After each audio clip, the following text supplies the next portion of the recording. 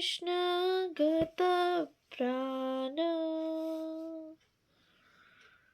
সর্বাংস্তান প্রণমাম্যহম।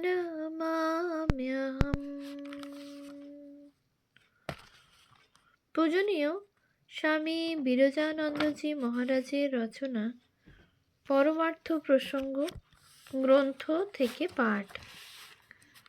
পৃষ্ঠা সংখ্যা 85, 334।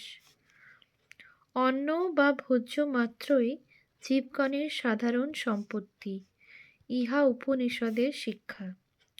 পরপীড়ন বা অপরকে বঞ্চিত না করে একগ্রাস অন্নও কেহ মুখে তুলতে পারে না। দেবতাকে অন্ন নিবেদন না করে ও ক্ষুধার্ত অতিথি ও পশু পক্ষীদের ভাগ না রেখে যারা অন্ন ভোজ্য নিজেদের জন্য রেঁধে খায়, তাদের আমাদের শাস্ত্র পাপী ও সে অন্নকে পাপ অন্ন বলেছে। গৃহী ব্যক্তি ক্ষুধিতকে অন্ন না দিয়ে নিজে ভোজন করলে শাস্ত্রে নরক ভোগের ব্যবস্থা আছে। বৃহদারণ্যক 1ম অধ্যায় 5ম ব্রাহ্মণ 2য় শ্লোক। তবে অসমর্থ পক্ষে যথাসাধ্য করণীয়। 335। নিজের ও আত্মীয় স্বজনের সুখ ও স্বার্থসিদ্ধির জন্যে যা কিছু করা যায় তা সাংসারিক ব্যাপার মাত্র, ধর্ম নয়। নিজের স্ত্রী পুত্র স্বজনকে ভালোবাসার নাম মায়া, সংসার। সর্বজীবে ভালোবাসার নাম প্রেম, দয়া। সেইরূপ যা কিছু পুণ্য কর্ম, তপস্যা, পূজা বা সাধন ভজন নিজের ইহকাল বা পরকালের সুখ ও কল্যাণের জন্য করা হয় তা স্বার্থপরতা, আর সেই হিসাবে উহা ধর্ম বা আধ্যাত্মিকতা নয়। কিন্তু যখনই ওইসব কর্ম ফলভোগের ইচ্ছারহিত হয়ে সর্বজীবের সুখ ও কল্যাণ সাধনে অনুষ্ঠিত হয়, তারা সকলেই সমভাবে উহার অংশীদার হোক, এই মনোভাব নিয়ে করা হয়, তখনই উহা সহস্র গুণ ফলপ্রসূ হয় নিজের ও অপরের পক্ষে। করুণাবতার বুদ্ধদেব বলেছিলেন, যতদিন পর্যন্ত জগতের সমস্ত জীব মুক্তি লাভ না করে, ততদিন আমি আমার মুক্তি চাই না। কত উচ্চ দরের আদর্শ। 336। কিন্তু পরের কল্যাণের জন্য নিষ্কামভাবে কর্ম করে সহস্রগুণ ফললাভের আশা যদি পোষণ করো, তাহলে আর নিষ্কাম কর্ম হলো না। সে তো সেই 1 গুণ কাজ করে 1000 গুণ ফল কামনা করা হলো।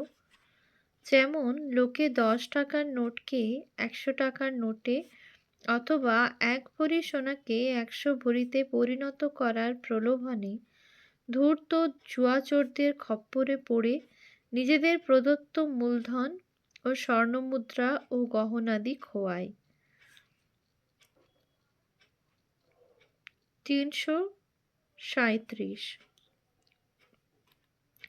শ্রীরামকৃষ্ণদেব যেমন সর্বধর্ম সমন্বয়ের মূর্ত বিগ্রহ ছিলেন, তেমনি জ্ঞান, ভক্তি, যোগ ও কর্ম এই সাধন প্রণালী চতুষ্টয়ের সমবায়ের উজ্জ্বল দৃষ্টান্ত ছিলেন।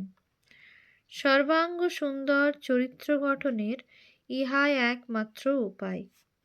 তাঁরই জীবন আলোকে উদ্ভাসিত হয়ে স্বামীজি এই সকল যোগের সমবেত সাধন তত্ত্ব সাধারণে প্রচার করেছেন ও তাঁর প্রতিষ্ঠিত মঠ ও মিশনের সাধন প্রণালী ও উদ্দেশ্য বলে নির্দেশ দিয়েছেন। তাঁর উদ্ভাবিত মঠ ও মিশনের এমব্লেম অর্থাৎ শিলমোহর এ ইহাই পরিব্যক্ত হইয়াছে। উহার প্রতিকৃতি তার কৃত ব্যাখ্যাসহ নিচে উদ্ধৃত করা হল। 338। চিত্রে তরঙ্গায়িত সলিল রাশি কর্মের কমলগুলি ভক্তির এবং উদীয়মান সূর্য জ্ঞানের প্রকাশক। চিত্রগত সর্প পরিবেষ্টনটি যোগ এবং জাগ্রতা কুলকুণ্ডলিনী শক্তির পরিচায়ক। আর হংস প্রতিকৃতিটির অর্থ পরমাত্মা। অতএব কর্ম, ভক্তি ও জ্ঞান যোগের সহিত সম্মিলিত হইলেই পরমাত্মার সন্দর্শন লাভ হয়। চিত্রের ইহাই অর্থ। ৩৩৯। আত্মজ্ঞান মানে কেবল আপনাকে ব্রহ্মস্বরূপ বলে অনুভূতি করা নয়, সকল জীবকেও ব্রহ্মরূপে দেখা। অন্তরে ও বাহিরে সর্বত্র ব্রহ্ম দর্শন করাই উপনিষদের মতে পরম আত্মানুভূতির বা মুক্তির লক্ষণ। শ্রী চৈতন্যের ও শ্রী রামকৃষ্ণের জীবনে আমরা এর প্রত্যক্ষ নিদর্শন পাই। এই জীব ব্রহ্মবাদ এতকাল শাস্ত্রে দার্শনিকদের পাণ্ডিত্যের বিচারে নিবদ্ধ ছিল এবং পর্বত অরণ্যবাসী যোগী, ঋষি ও কতিপয় মুমুক্ষুর সাধনার বস্তু হওয়ায় গিরি গুহায় লুক্কায়িত ছিল। এই মহান তত্ত্ব কী রূপে গৃহী সন্ন্যাসী নির্বিশেষে সকলের দৈনন্দিন জীবনে কার্যকর করা যায় তার ইঙ্গিত স্বামীজি ঠাকুরের কাছ থেকে পেয়ে জীবকে নারায়ণ জ্ঞানে সেবাব্রত জগতে প্রচার করেছেন। আত্মান মোক্ষার্থং জগৎ হিতায় চ। নিজের মুক্তি ও জগতের হিতের জন্যে এই আদর্শ যে পরস্পরের পরিপন্থী নয় পরন্তু সাহায্যকারী, কী রূপে সাধনের দ্বারা বেদান্তের জীব ব্রহ্মবাদকে প্রত্যক্ষ অনুভব করতে এবং মানুষের সেবায় ইহাকে প্রয়োগ করতে পারা যায় তার কৌশল বা পন্থা জগৎকে শিক্ষা দেবার উদ্দেশ্যে স্বামীজি রামকৃষ্ণ মঠ ও রামকৃষ্ণ মিশন প্রতিষ্ঠা করেছেন। ৩৪০। স্বামীজির প্রবর্তিত এই নরনারায়ণ সেবা ধর্ম একটি সম্পূর্ণ নতুন জিনিস। ইহা বৌদ্ধযুগের ভিক্ষুদের বা মধ্যযুগের রোমান ক্যাথলিক সন্ন্যাসীদের অনুষ্ঠিত সেবা ধর্ম হতে মূলত বিভিন্ন। বৌদ্ধ সন্ন্যাসীরা যে আর্ত নরনারীগণের সেবা করতেন তা দয়া বা করুণা প্রণোদিত ও তাদের নির্বাণ লাভের সহায়ক হিসাবে। ক্যাথলিক সন্ন্যাসীদের সেবা কার্য দয়া বা করুণামূলক। এই ধরনের সেবা কার্যে সেব্য এবং সেবকের মধ্যে ভেদ বুদ্ধি অপরিহার্য। এতে সেবকরা নিজেদের উচ্চাসনে প্রতিষ্ঠিত জ্ঞান করেন এবং সেব্যরা তাদের সাহায্য ভিখারি বলে তাদের কাছে কৃতজ্ঞ হওয়া উচিত এই ভাব পোষণ করেন। কিন্তু উপনিষদের অদ্বৈত ভাবমূলক বলে স্বামীজির প্রবর্তিত আর্তনারায়ণ দরিদ্র নারায়ণ সেবায় সেব্য সেবকের মধ্যে কোনো পার্থক্য নেই, কারণ উভয়েই আত্মার দিক দিয়ে অভিন্ন। পরন্তু সেব্যরা সেবকদের সেবার বা পূজার সুযোগ, সৌভাগ্য ও অধিকার দিচ্ছে বলে সেবকরা আপ্যায়িত ও সেব্যদের কাছে কৃতজ্ঞ। স্বামীজি বলেছেন, Let the giver kneel down and worship. Let the receiver stand up and permit. অর্থাৎ দাতারাই গ্রহীতাদের সামনে হাঁটু পেতে তাদের সেবা বা পূজা নেবার জন্যে করজোড়ে প্রার্থনা জানাবে ও অনুমতি ভিক্ষা করবে। পূর্বোক্তদের ভাবের সঙ্গে আকাশ পাতাল প্রভেদ। ৩৪১। জড় প্রতিমায়, ঘটে, পটে, কাঠে বা শিলায় যদি উপাস্য দেব বা দেবীকে আহ্বান করে অন্তরাত্মা বা ব্রহ্মস্বরূপে পূজা করা যায়, তাহলে জীবে, বিশেষত জীবশ্রেষ্ঠ জীবন্ত মানুষে এইরূপ পূজা করা যাবে না কেন? মানুষের পূজা মানে তার স্থূল দেহের পূজা নয়, তার মধ্যে যে আত্মরূপী নারায়ণ রয়েছেন তাঁরই পূজা। যে আত্মরূপী নারায়ণ আমার মধ্যে আছেন তিনিই সকল নরনারীর দেহে রয়েছেন। এই অভেদ দৃষ্টিতে অজ্ঞ, দরিদ্র, রুগ্ন রূপধারী নারায়ণকে পরম শ্রদ্ধার সহিত জ্ঞান দান, অন্ন বস্ত্র দান, ঔষধ দান ও সেবা শুশ্রূষাদি এই পূজার অঙ্গ। অন্যান্য দেবদেবীর পূজার ন্যায় এই পূজাতেও আত্মার সহিত অভিন্ন ভাব না থাকলে ইহাও পণ্ডশ্রমেই পরিণত হয়। শাস্ত্রও বলে, শিব ভূত্বা শিবাং ইয়াজেত, শিব হয়ে শিবের পূজা করবে, দেব ভূত্বা দেবাং যাজেত, দেব হয়ে দেবতার পূজা করবে। ৩৪২ স্বামীজির প্রবর্তিত এই নরনারায়ণ উপাসনা চিত্তশুদ্ধির জন্যে নিষ্কাম অনাসক্ত পরার্থ কর্ম মাত্র নয়, পরন্তু জ্ঞান, যোগ, ভক্তি ও কর্মের অপূর্ব সামঞ্জস্যে সমন্বিত পরমাত্মার উপাসনার এক সম্পূর্ণ নতুন সাধন পদ্ধতি। কেননা ইহা জ্ঞান, যোগ, ভক্তি ও কর্মের সমবায়ে পরমাত্মার উপাসনা বলে সাক্ষাৎ মুক্তিপ্রদ।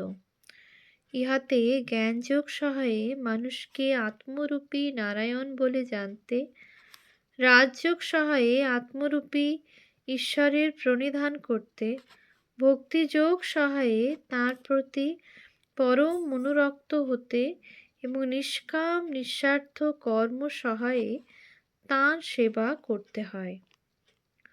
৩৪৩ কেবল মুক্তি লাভের দিক দিয়ে নয়, স্বামীজির এই নরনারায়ণবাদ মানুষকে মানুষের কাছে সম্মানের উচ্চ শিখরে অধিষ্ঠিত করার ফলে এর মহত্ব অসাধারণ।